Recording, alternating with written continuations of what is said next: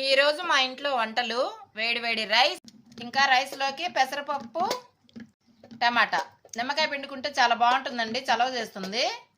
పప్పు టేస్ట్ కూడా అదిరిపోతుంది. అలాగే వడియాలు, ఉప్పు మిరపకాయలు.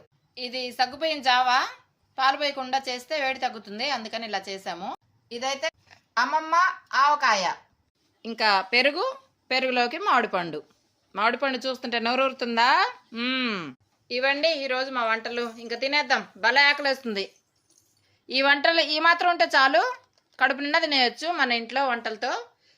ముందుగా మామిడికాయ ముక్క ప్లేట్లోకి, ఆవకాయ, వడియాలు, పప్పు, వేడి వేడి రైస్ రెడీ.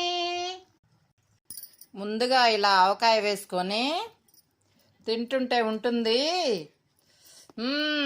మీకు నోరూరుతుందా? చాలు కదా, ఇంక ఇది ఇంతకన్నా అక్కర్లేదు. అమ్మ ఆవకాయ